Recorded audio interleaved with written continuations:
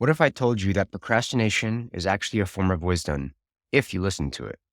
In this video, we'll cover my highlights and takeaways from Who Not How by Dan Sullivan and Benjamin Hardy. Who Not How is a book about producing bigger and better results in your life in the absolute most effective way possible. As a culture, we've been trained to focus on how and to work in isolation, but success at the highest levels requires shifting from a how mentality to a who mentality. Only through teamwork and collaboration can you achieve the things you think are impossible. Who Not How argues that with each ascending level of success, your ability to produce results will be more and more contingent on whos and not hows. If you're serious about results, especially in business and entrepreneurship, this book is for you. Ultimately, the purpose of Who Not How is about teaching you how to focus on what you can do and then finding other whos to focus on what they can do best in the context of a shared mission, goal, or objective.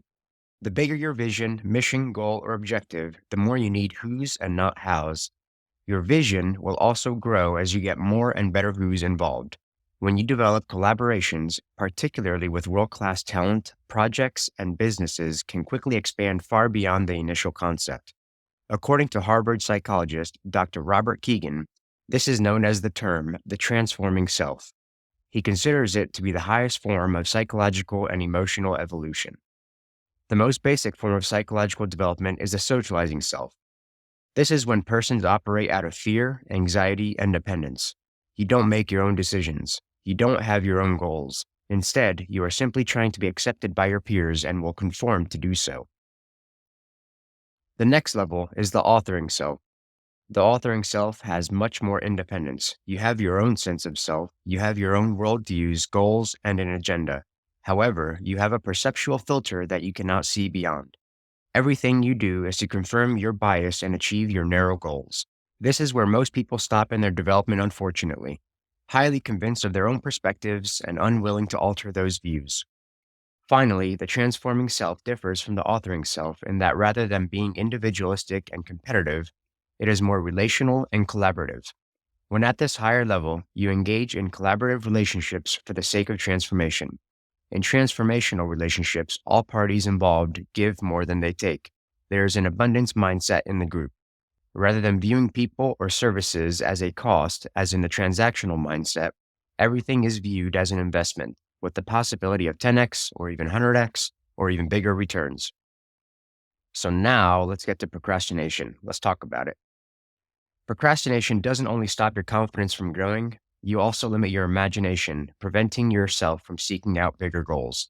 You stop believing you can achieve big goals because your identity is largely shaped by your behavior. So if your behavior is always procrastinating, then procrastination will lead you to a small self-image and an increasingly smaller future for yourself. But in Who Not How, Dan Sullivan throws a curveball at us.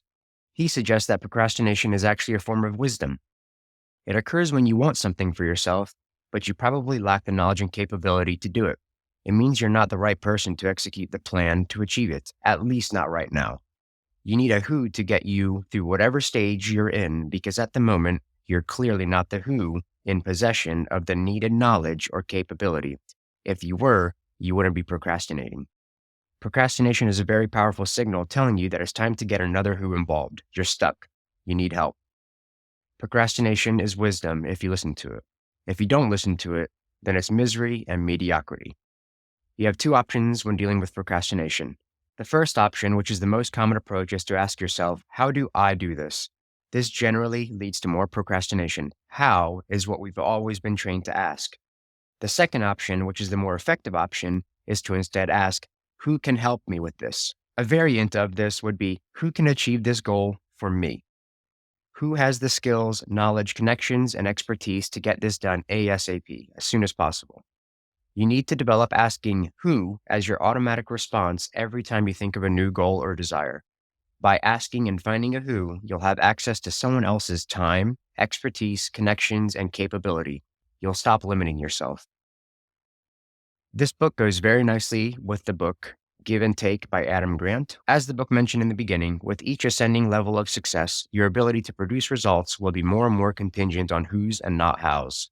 So it only makes sense to apply the concepts of give and take and who not how so that when you are trying to achieve something grand and spectacular, you too will have who's that want to see you and help you win.